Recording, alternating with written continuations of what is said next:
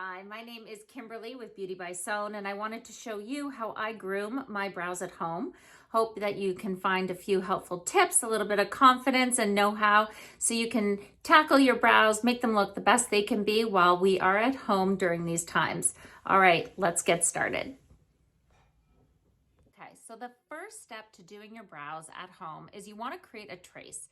I know a lot of women get nervous talking about tweezing and cutting. So to really make sure that you're not over tweezing, not over trimming, making the most of your brows and having them look natural, especially when we're doing video conferencing, doing a lot more at home time these days, the best thing to do is create a trace. So what you're gonna need is a concealer. Grab a concealer that is not the same color as your skin, but in fact, maybe a shade or two lighter or brighter than your natural skin tone. What we're gonna do is we're gonna do a trace, and we wanna line up and create the stencil to our brow. What we're gonna do is you wanna first line up your concealer to the resting on your nostril, and you're just gonna draw a line straight down. Now I'm going to go from the outer edge of my nostril to the outer corner of my eye and draw a little dot. What we're doing is mapping the brow. Then looking straight ahead at yourself in the mirror, you want to take the concealer to the outer corner of your pupil or over onto your iris. Looking straight up, you want to draw a dot, and that's going to in fact be the highest point of your brow, creating an arch. Using that same concealer doe foot, don't go back in and get more product because we don't want too much product creating our stencil. You're going to in fact connect the lines, and we're going to go across and doing straight lines down. And then again from underneath, I'm going to create a stencil going underneath as if I was going to come through the brow to meet that arch or that high point, and then coming down and meeting that outer corner dot or the end of the brow. So you can see here that I've created a stencil, and that concealer is bright enough so I can see it on my skin. And then I want to, in fact, color in where there is space. So I'm going to take a brow product. I'm using, in fact, a brow powder duo from Chanel, and I'm going to take this brow product. It comes with this adorable little mini stiff brush, and using a darker shade first, I'm going to color in where there is no concealer and there's no hair. So I'm going to color in those blank spots, again, where there's no concealer and where I see that there's no hair. So a lot of times that'll be at the head of the brow as well as at the under arch of the brow. And often for many women, especially as I found I've gotten older, those brow hairs at the tail. So again, I'm filling in where there's bare skin and not going over the brow too much.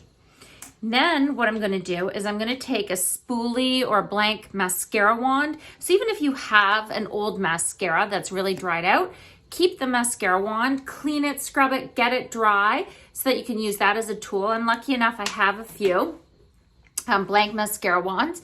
And what I'm gonna do is I'm gonna brush the brow hairs up. And any of the brow hairs that I see resting against the concealer, I'm going to in fact trim.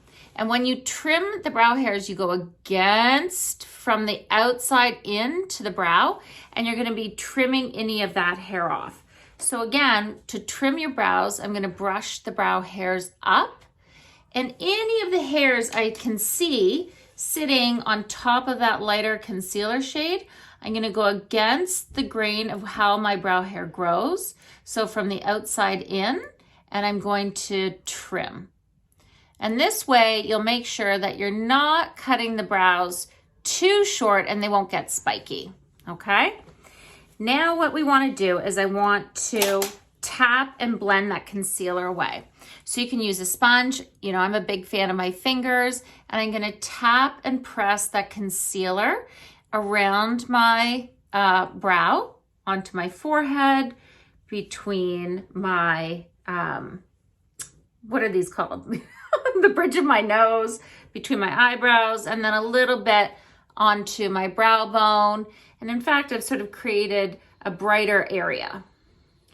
What you want to do now is, now that you've got your brow somewhat stenciled in, you can go in with a lighter shade to create a little bit of dimension and depth. So you can see here I've got a darker shade that I use to help fill in those bare spots. Using that same little tiny brush, I'm going to now use a lighter shade just to go over the whole brow with that lighter shade. Now, the trick is where we want to pluck or take away hair. So where you can see that you still have that little bit of concealer and there's no product, no brow product, no color, and you can see there's concealer, that is where you know you're safe to pluck those hairs. So you'll see the hairs, they'll have concealer on them. Those are the hairs that you want to remove.